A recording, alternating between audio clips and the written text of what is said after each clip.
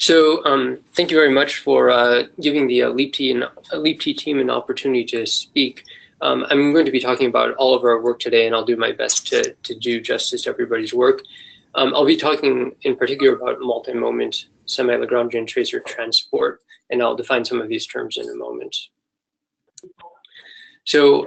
I'll introduce what LEAP-T is and some of our work, then go through some challenges and opportunities that we were looking at, details of methods and results, and conclude. So LEAP-T was a 2-year program, stands for launching an exascale ACME, now E3SM prototype, with a focus on tracer transport. The idea was to focus on 2 different things. Performance portable implementations of existing tracer transport algorithms, and then to design new next generation platform friendly tracer transport algorithms, which will be the focus of today's talk. This ran from October of 2015 to a few months ago, and we have some follow-on work now. The main themes of the work, first off, was to incorporate a tasking framework into MPAS, the Legion framework. I won't touch on that at all today. What I will be discussing are related methods for semi-Lagrangian methods, characteristic discontinuous Galerkin, which I'll define in a moment, in Flux form for the ocean and Remap form for the atmosphere. And then I'll talk about components that go into these. So let me start with challenges and opportunities, challenges in red and opportunities in green. The primary challenge, the high-level challenge we were taking on, is that tracer transport is computationally demanding. The reason is fairly simple. There's tens of tracers. I think the new target is 40 tracers versus fewer than 10 dynamical variables in the dynamical equations for the atmosphere, for example. And so it's simply the load of tracers that makes it such a computationally demanding part of the overall simulation. A second aspect that makes the problem interesting but also challenging is property preservation. So a property I think of as any quantity that must be computed to machine precision, that is exact according to the computer's point of view, despite an overall solution that is of necessity approximate. So typically when we're solving a differential equation, we expect maybe 2 or 3 digits of accuracy in the solution, but we need about 12 orders of magnitude more accuracy in certain quantities. And the quantities of particular interest, mass conservation, which I think is most familiar to all of us, and then in addition, shape preservation and tracer consistency, both of which I'll describe in a couple of minutes. So the opportunity here is that we're dealing with a computationally demanding task that is actually just advection equation, which is among the simplest useful differential equations, and for which there are a wide variety of algorithms. So we look at, in particular, a class of algorithms called Semi-Lagrangian, which are well suited to the advection equation. A challenge of going to a different discretization is, first off, a different spatial discretization and a different time step will introduce property preservation challenges. It makes the property preservation problem still harder. But the whole point here is that we get to take a much larger time step for the tracer transport part of the simulation. So there's no Courant number limit on semi-Lagrangian methods, although there's other technical conditions limiting the time step, but these in practice limit it to a time step much larger than what one would take. And then the practical upshot of all of this, the key outcome is that there's substantially lower communication per unit of simulated time. And by communication, I mean both the amount of data being communicated between computers, the communication volume, and then also the number of rounds of communication per unit of simulated time. And on next generation platforms, this has been true, I would say, for decades, and it becomes only ever more so that communication becomes relatively more expensive than computation. So algorithms designed to decrease communication are going to be particularly well suited to future platforms. So now let me home in on some of the details. For the atmosphere, we want to use the same spatial discretization as is used for solving the dynamical equations. So in particular, this is Holmes' discontinuous Galerkin, spectral element method, which can be thought of usefully as a discontinuous Galerkin method that's then put in continuous Galerkin form using what's called in Home the discrete stiffness summation. But from our perspective, we can use a discontinuous Galerkin method for the tracers. And it's said to be multi-moment because it's a high order representation of what's happening in the cell.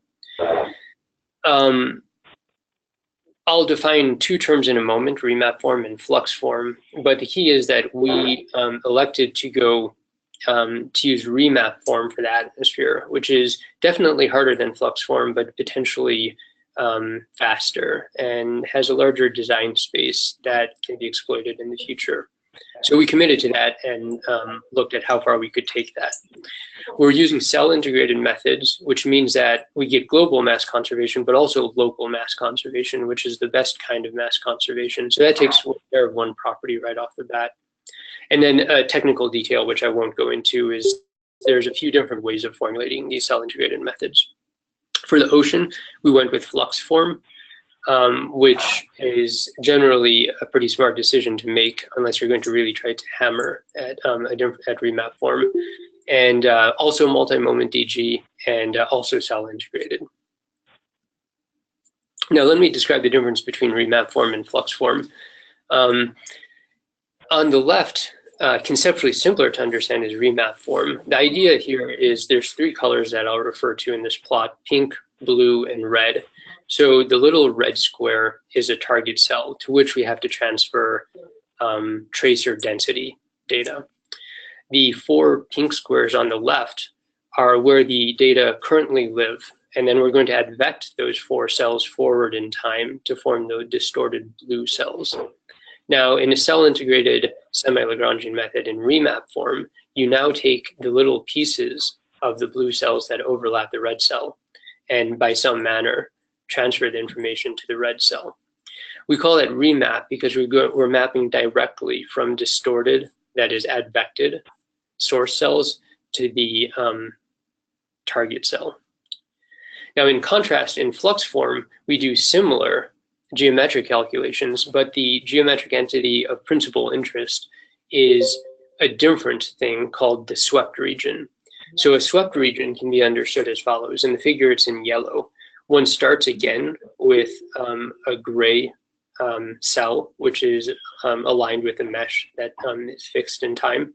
You advected forward in time. It can also be backwards, but I'll speak in terms of forward in time, to produce the darker gray distorted cell. And then instead of mapping data from this darker gray to the grid below it, you look instead at the swept region, which is made up of the edge that's from the distorted cell, the edge on the fixed mesh, and then edges connecting it.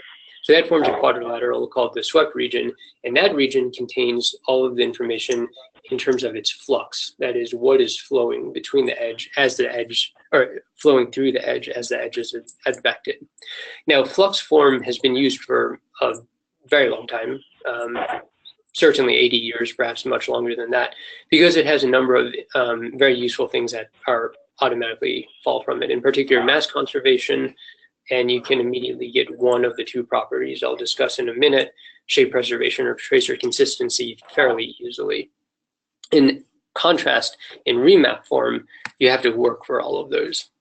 However, on the other hand, remap form offers a possibility of less communication, because if you consider on the right the flux form figure, if you advect that square a good distance, then the entire swept region for all of the edges covers all of the data that now has to be integrated and communicated.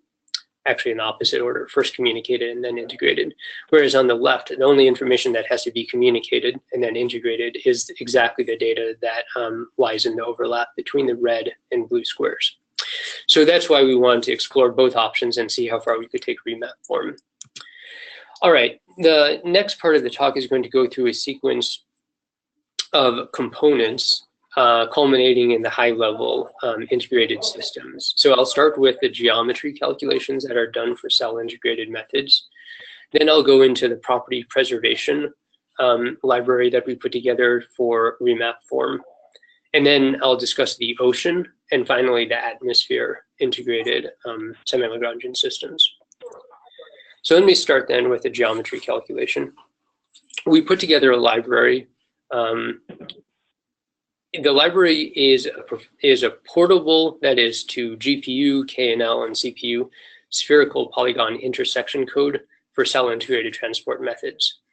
It uses only thread scalable, robust operations. And by these two phrases, I mean, first off, there are no global data structures, which can often be a bottleneck for thread scalability.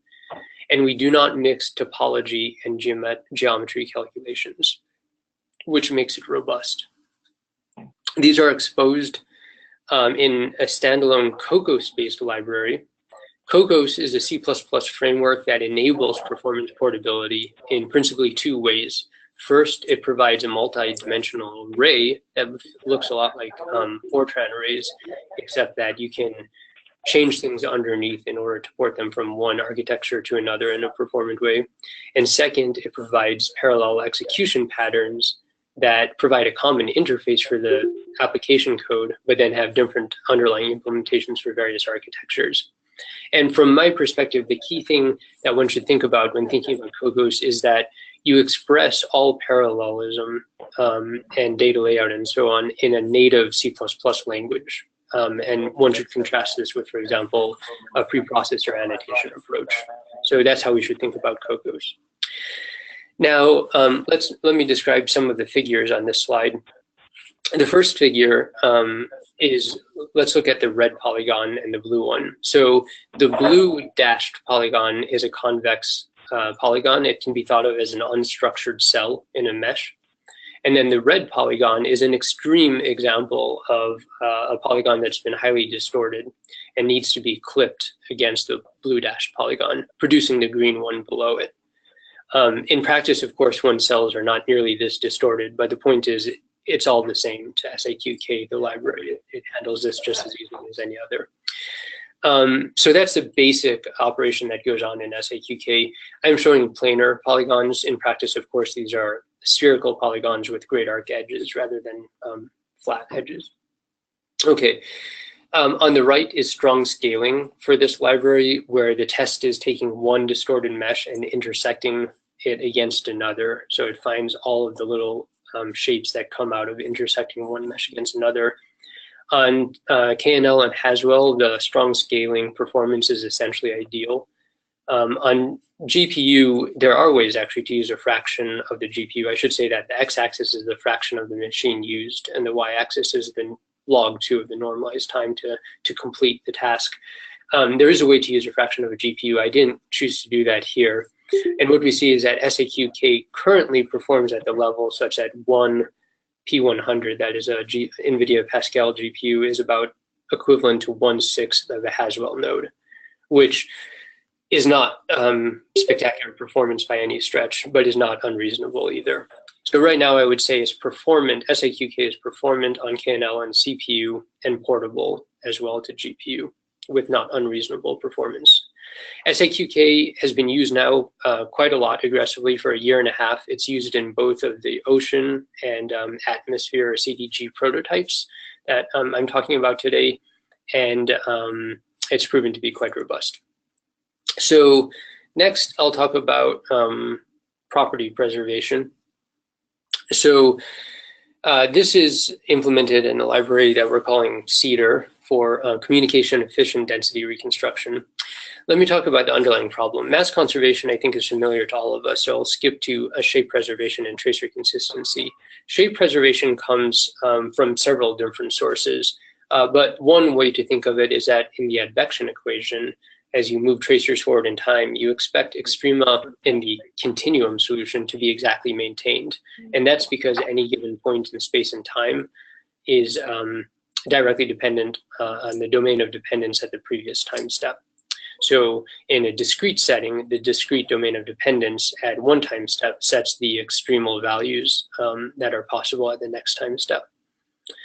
Tracer consistency comes about as a problem whenever you have two different components in an overall simulation that they have different ideas of the same quantity. So in this case, we're talking about total air density.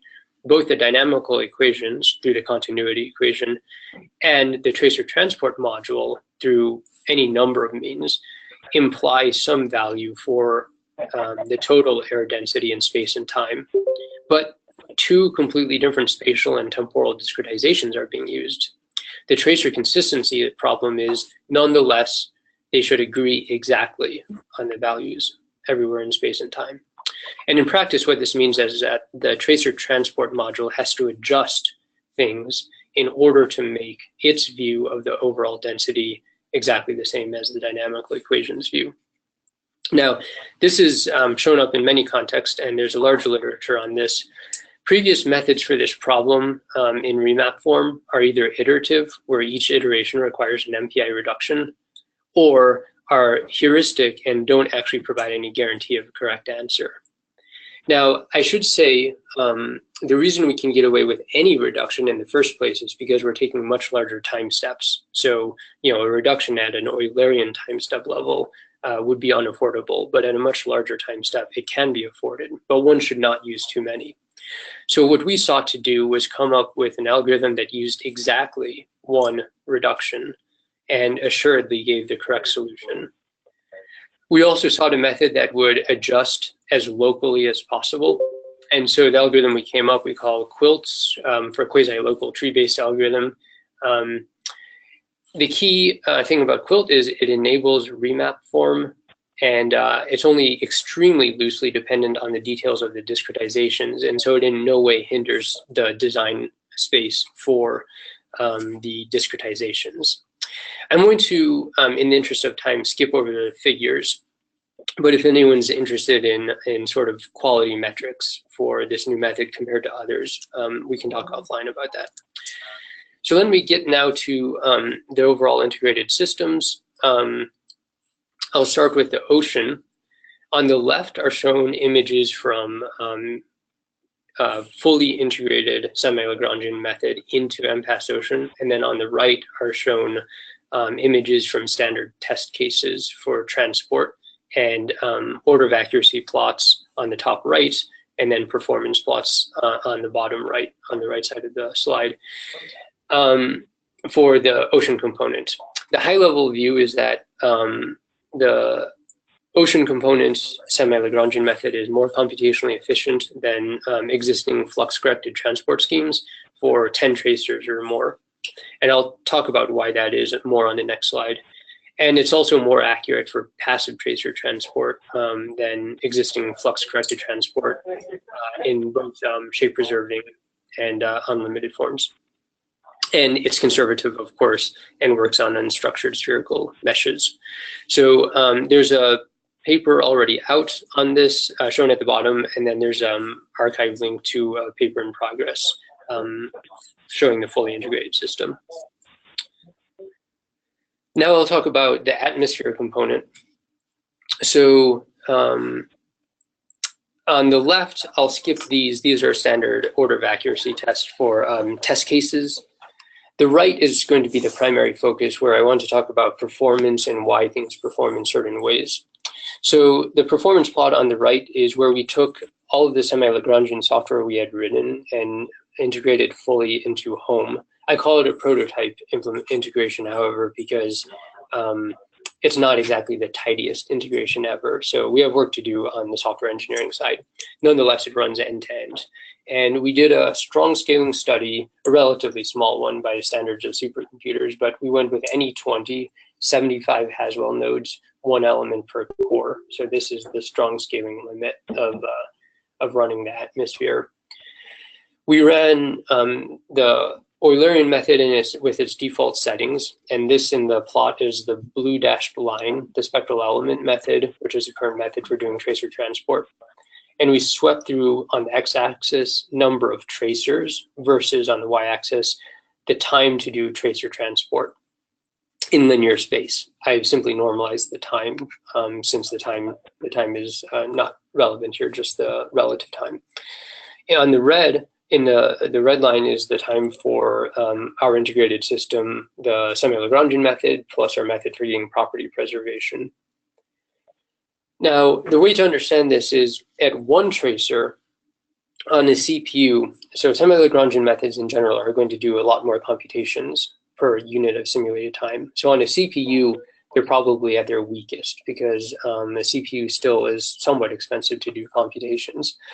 So at one tracer, even though there's about 3 times less communication per unit of simulated time, there's still a lot more computation. And so at one tracer, it's more expensive to run the semi-Lagrangian method.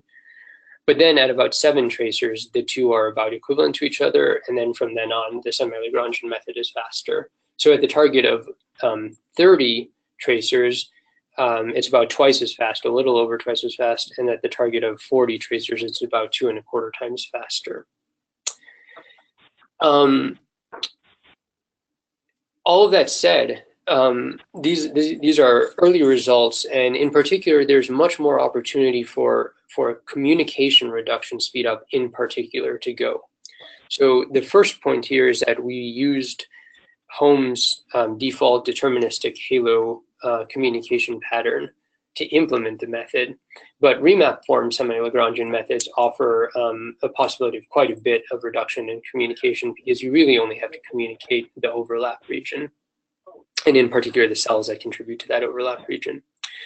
And then the other thing is that Quilt, even though it uses only one reduction ever and gives you the correct solution, has a capability to actually use fewer than one reduction adaptively. So that's another thing that we could do to reduce communication further. And the idea here is that this is sort of algorithmic speed up in the sense that it applies to any sort of computer. We simply want to reduce communication, and once you've minimized communication, then you can sort of really hammer on the compute side.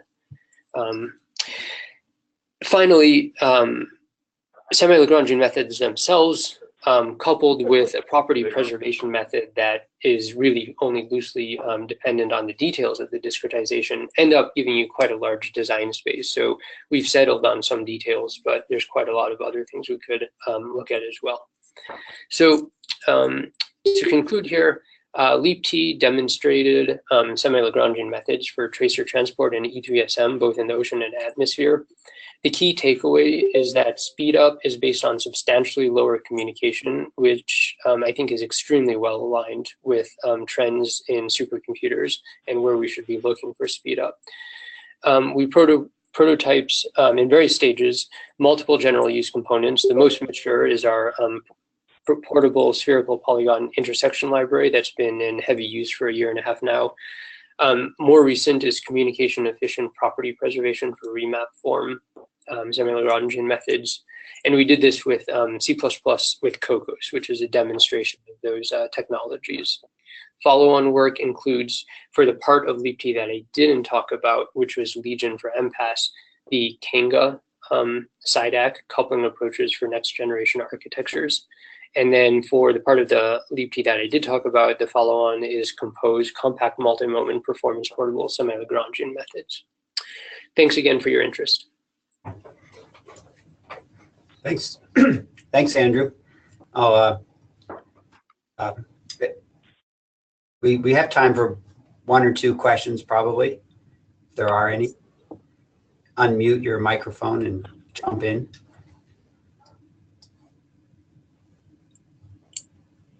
Hey, this is Mark Peterson at LANL, and I have David Lee here as well. Hey, guys. Great. Hey, could you go back a couple of slides to the ocean results? We wanted to just clarify which results those are from. Those are from the first paper, which are a planar test case and with a crossover at 10 tracers. So it turns out that on the sphere in the ocean model, there's additional projection calculations that make it quite a bit more expensive. Okay, thanks for that. Yeah, I'll add in the ocean, it seems tougher, but in the atmosphere, the plan is to bring in LEAP as an option, and hopefully a default for Acme V2. But I don't know how the kind of long-term plans with MPAS, I think, are still uncertain. Yeah, I think so. Dave has done a very good job. Actually, tomorrow is his last day, and he flies back to Australia. And he has the code completely implemented in MPath, and he submitted another paper with all of our standard test cases for the full ocean model, including with realistic bathymetry. But I think that the cost is going to be a hindrance because of the complications on the sphere and the amount of computation required. Okay, thanks very much for that clarification. Thanks. Very good talk. So this is Dave Fader. I have a question that I think may have been answering your talk, but I was trying to understand. So I forget what you called it, the new method, the non-flux method, and it has local conservation, right? So can we put in like a global fixer to assure global conservation if it's locally conservative? Right. Yeah, that's a confusing term. So it turns out interesting that local conservation implies global conservation, just not the opposite. So local conservation is better than global. And so, for example, in finite volume methods, all have local mass conservation. It turns out that the spectral element dicore has already local mass conservation, and our Semi-Lagrangian method inherits that. So mass conservation is taken care of. Where the adjustments in mass have to come in is in order to achieve tracer consistency.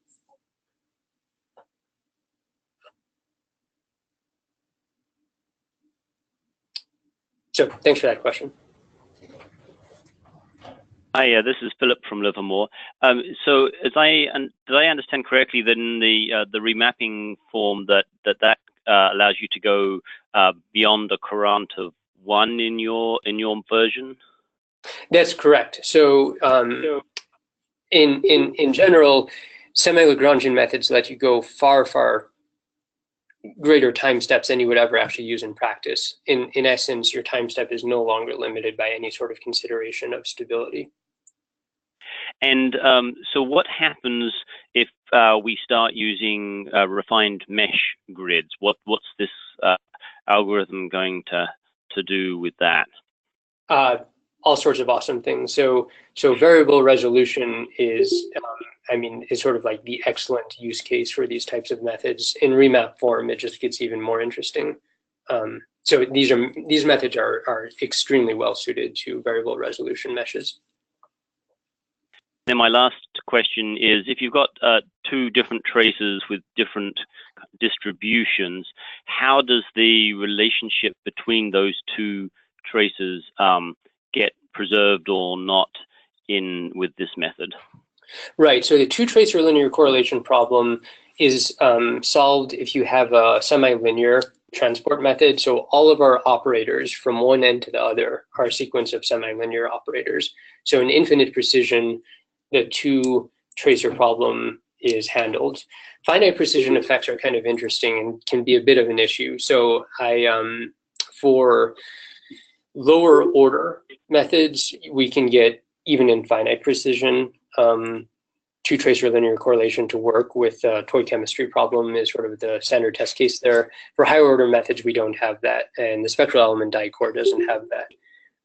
So that's something we'd like to get.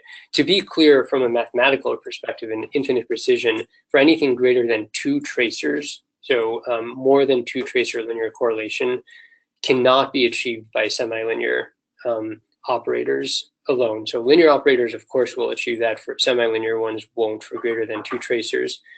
As a point of interest, sort of a pet project of mine, I am thinking through what Quilt, which is our method, can do for the multi-tracer linear correlation problem. But that'll be for some future time, if at all, if I manage to get through that. Thanks, Philip. Sure, Irvine. This all looks like 2D. Am I right? We do. That's right, because we're exploiting the vertical remap part of the method. So it's mathematically always 2D, even when you're in 3D. For that. But then is the accuracy of all 3D transport equivalent to the accuracy that we see here on the 2D? So when we're talking about accuracy, No. you mean the test cases? Loosely. Right. Yeah. Yeah. So these test cases are sort of the standard non-divergent flow and all of that. I think what you asked is certainly something we need to look at. Is for baroclinic instability and all of these sort of 3D problems. How is our tracer transport accuracy? And certainly we're working on that in the Compose Side Act, but we don't have results for that yet. Thanks. Regarding 3D, the home die core, similar to the CAM-FE, is vertically Lagrangian. So all the transport is 2D, and then every few time steps, the whole system is remapped back to the reference levels. Right, but the vertical Lagrangian is lower accuracy, am I right? The vertical remap is right now is a third order ppm. Right, so it doesn't have the same, in others, then all transport is reduced to whatever accuracy the weakest one is in vertical or horizontal, right? Right. Although this, I think, is second order when you run with shape preservation. Yes, for sure. Once you turn shape preservation on, in order to, which the chemistry likes, all the methods end up being about second order. I actually have to hang up because I have another meeting, but I won't close the meeting if you guys want to keep talking. But thanks again to both Poloon and Andrew.